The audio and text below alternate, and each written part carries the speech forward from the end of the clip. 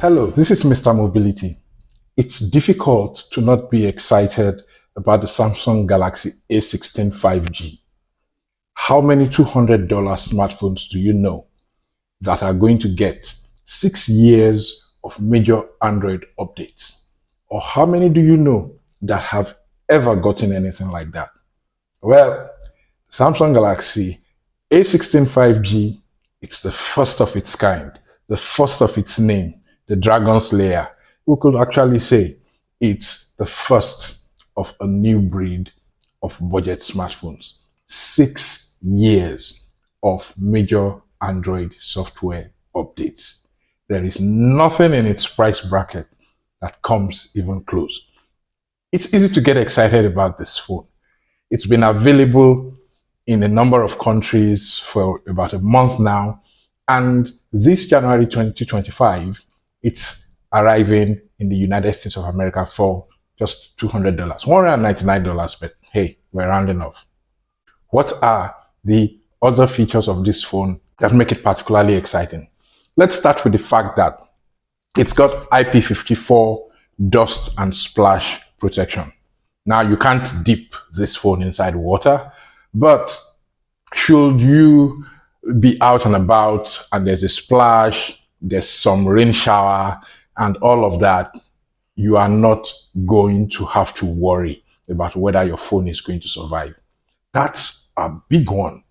Also, at this price point, fabulous. Let's get to the process of powering this thing. Elsewhere in the world, this is powered by Dimensity 6300 chipset. It's not exactly a powerhouse, but it's not a slouch either.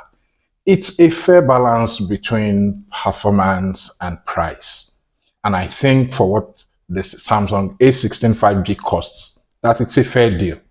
In the United States, however, the phone comes with an Exynos 1330 chipset. The difference in performance is nothing to speak about. They are in the same category. The Exynos 1330 is in the same category as the Dimensity 6300. So you probably won't feel the difference. But for some reason, the US market gets the Exynos chipset and not the Dimensity chipset. Okay, that's out of the way. The big battery is something else I'm excited about the Galaxy A16 5G. It has a 5000 milliamp hour battery. That's more than adequate in today's world of big screen smartphones.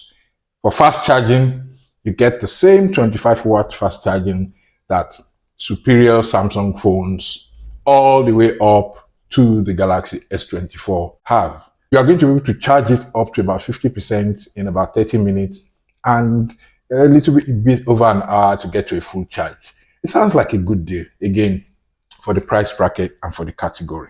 If you are looking for eSIM support, I'm sorry, there is no deal. This guy does not support eSIM technology. You need a physical nano SIM, and it comes in both single and dual SIM configuration. RAM starts at 4 GB. There are options of 6 and 8 as well. Internal storage starts at 128 GB. There is also 256 GB if you want. So photography, what are we looking at? The selfie camera is a 13 megapixel shooter. The main camera at the back is a 50 megapixel wide angle lens. It is backed by a 5 megapixel ultra wide angle lens. And then there's a 2 megapixel macro lens along with it. If you are looking for a budget smartphone with a 3.5mm audio jack, I've got bad news for you. Samsung left that out of this model. So gradually we're seeing that the absence of the audio jack is creeping down to the budget range. At this rate, in 1 or 2 years' time, there will probably be no Samsung phones with a 3.5mm audio jack any longer. I was hoping that we'd get dual or stereo speakers here, but hey, it's a $200 smartphone. All you get is a mono speaker, hopefully to be loud enough and of fairly good quality to not get you too irritated. I love in-display fingerprint sensors, and I can't wait for the day that side fingerprint sensors die and go away. Unfortunately, as excited as I am about the Samsung Galaxy A16 5G, it has a side fingerprint sensor. I'll take it. It's not a deal breaker, but I really rather much prefer an in-display fingerprint sensor. One day, all smartphones, budget, mid-range, and premium flagships will use an in-display fingerprint sensor. Oh, and speaking of my pet peeves, the water drop notch on this phone, I'm not a fan of water drop notches. I can't wait for them to die and disappear and go away. Give me punch holes any day. Give me peels any day. But I'll take it. This is not a deal breaker. I'd just rather not see those ugly water drop notches. The display is a 6.7-inch Super AMOLED affair. Samsung has displays pretty much down to fine art. You have options of 60 Hz and 90 Hz refresh rate. So fair enough. I really don't think that 120 Hz refresh rates do much on budget smartphones like this. So 90 Hz is okay. Also, before I forget, there's a memory card slot. So if you think 128GB or 256GB internal storage is not enough for you, you can always put in a memory card to increase storage capabilities of this phone. Those are pretty much all the interesting features about the Samsung Galaxy A16 5G. Like I said, if you don't get it for anything, get it for the promised 6-year software updates.